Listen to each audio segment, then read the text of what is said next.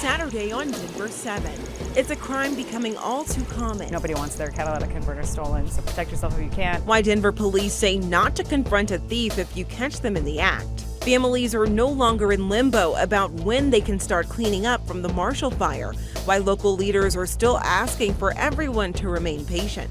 Every person who is here, who is in a safe country, should be really grateful for that. And how 2 women living in the metro are giving back to their home country of Ukraine in their time of need. Good morning and welcome to Denver 7 News. I'm Jessica Crawford. And I'm Katie LaSalle. Thank you so much for joining us here on this Saturday morning. And it's going to be a really beautiful, dry, and warmer start to the weekend. Waking up to the sun coming up. Downtown Denver silhouetted there, and we're under a mostly clear sky here across the Front Range with just some wispy clouds off to the west. Temperatures outside currently nice and cool but seasonal, high 20s to low 30s over the majority of the metro. Now seeing some upper 30s moving into Lakewood and Golden. Boulder right now at 32 degrees. Here's your wake up forecast in terms of our temperatures. This morning we'll stay in the 40s until 10 o'clock. By lunchtime, 55 degrees. Winds will be calmer this afternoon over the eastern plains, and it is going to be a warmer day. 70s return to southeastern Colorado, upper 60s to low 70s in Denver, and even some 60s into some of our mountain towns, but the majority will see highs in the upper 40s, low 50s. So it's going to be dry today, but our next storm system is set to roll in on Sunday. More mountain snow will move in, and we have a chance for some light showers here across the plains. More on the snow totals we're expecting into Colorado's high country through the end of the weekend still to come. It's a crime becoming all too common, catalytic converter theft. And now there's a warning from Denver police this morning. If you catch someone stealing your catalytic converter, don't approach them. Denver 7's Christian Lopez joins us live now to explain this word of warning. And it comes as these thefts have jumped over the past 2 years. Christian? Yeah, Jessica, around 4,000 thefts in Denver and Boulder since 2020. But police say if you catch someone in the act, don't confront them. And this is because there have been around 135 incidents in the last 2 years where someone has encountered a catalytic converter thief who had an armed lookout standing nearby. And just last month, a Jefferson County man barely missed a bullet after he confronted a group of thieves outside his driveway. The guy pulled out a gun, aimed it at my husband, said, "Let the guy go." My husband said no. He said, "You know, you just need to leave," and he then pointed the gun at my husband's head and fired. Luckily, it missed. Don't hesitate, call the police, make yourself a good witness, be safe, protect yourself, don't engage with these people that are committing these crimes. And just in the last 3 months, there have been around 500 catalytic converter thefts here in Denver, and DPD has put out a list of tips to help prevent yours from getting stolen, and we have that on our website. Just go to thedenverchannel.com. Live in Denver this morning, I'm Christian Lopez, Denver 7. Christian, thank you. Our Denver 7 Investigates team spent months digging into the data about catalytic converter thefts here in the metro. Here's a sample of what we found. Since January of 2020, nearly 3,600 catalytic converter thefts have been reported in Denver. Vehicles made by Honda had it the worst. Toyota and Ford followed. The most popular model among thieves is the Honda Element. It was hit 539 times in Denver alone. The Prius was second, the Honda CR-V third. Now, if you want to watch the investigative team's full report or see how our digital team has tackled this data, head on over to denverchannel.com. And if you live in Denver, you can find out if catalytic converters have been stolen in your neighborhood. After months of waiting, hundreds of people who lost everything in the Marshall fire finally have an idea of when and where debris removal will start.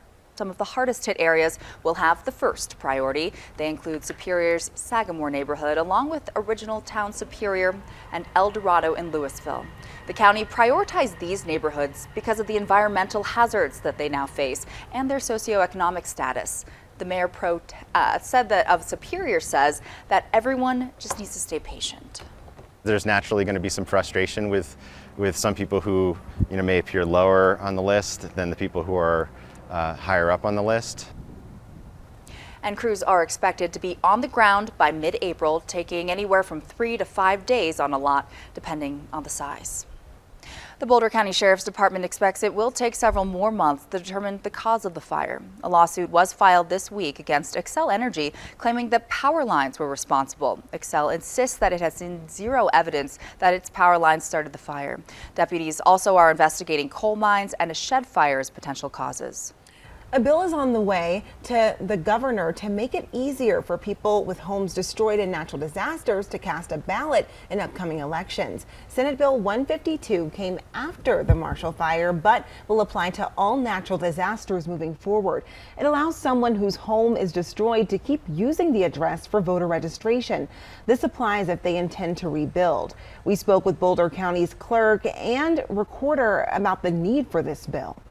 What we do know is that voters who have lived in these communities for years and years and who intend to return want to continue voting on the issues and for the people that have impacted them and that will continue to impact them for years. And so that's really what we wanted to do here, is ensure that they could, and it was clear. The bill passed one final vote in the House yesterday with bipartisan support. All it needs is a signature from the governor.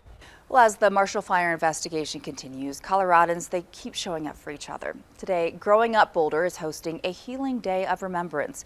Originally intended to honor the loss felt by children and families in the Table Mesa community after the tragedy at King Soopers last March, well, the group is welcoming families who lost everything to the Marshall Fire as well. This event will offer opportunities for anyone to start healing through art, writing, and community connection. It's at the Boulder Museum of Contemporary Art from 10 until noon. And for more info, you can head to growingupboulder.org. The Loveland Police Department now has a new chief. Deputy Chief Eric Stewart was appointed interim chief last month after former Chief Bob Tyser announced he'd accepted a new position in Arizona. Stewart officially takes over the department today. Tyser led the department for 6 years. Loveland PD has been under scrutiny after the violent arrest of a 73-year-old woman with dementia in 2020. While announcing his departure, Tyser said that he was proud of his successes during his time as chief. Stewart says that he's going to focus on accountability and transparency to gain public trust. The American Red Cross is increasing its efforts to help those trying to escape Ukraine get out of the region. And now there's reports of 7 new evacuation corridors opening this morning to help people get out of the southern and southeastern part of the country. And this comes as Russian forces targeted a major Ukrainian oil refinery in a series of strikes earlier today. But Ukrainian troops are making progress. They were able to capture Irpin from the Russian military. A big part of the city is destroyed, and those who stayed through the fighting say it was terrifying. This woman says, "It was very scary. I was very frightened when the Russians came to check things out. I thought they would execute us." Still, this White House says that this war is not going the way that Russian President Vladimir Putin planned. Ukraine's chief negotiator says while they're making gains negotiating positions, changing day to day. Well, when Russia first invaded Ukraine, the rest of the world felt pretty powerless, but that's changed quickly. People from all over are volunteering their time and money to help, and this week you can join them. Here's Denver 7's CB Cotton. That's just kind of the street that we lived on. A place. Just so gorgeous how the mountains and the sea meet. And language. Connect these two women. And now, so does the call to help. I have to help my country, and I really try to do that. Tanya Luchak is an exchange student from Ukraine, and Masha Mislovskaya is also Ukrainian, but moved to the States when she was 3 years old. I met Tanya through a Ukrainians in Denver Facebook group. And together, they found a way to give back to their home country. As the Russian invasion continues in Ukraine, thousands of miles away in Denver, people can do their part. On Sunday morning, a 5K benefiting the Ukrainian army and Ukrainian nonprofits will be held at Sloan's Lake. We should be kind to each other and help each other in difficult situations. The latest from the United Nations estimates that just over 1,100 Ukrainians have died since the start of the invasion. My great-grandmother, who recently passed away this past year, and my grandfather, two different sides of the family, but they're both Holocaust survivors. And seeing these photos and seeing the atrocities that are happening, everyone who's on social media right now, to be able to open up their phones and see those same photos It should be a shock. It should be a shock that this is happening. War is happening in Ukraine, and these women are connected and they're called to help. Every person who is here, who is in a safe country, should be really grateful for that. CB Cotton, Denver 7.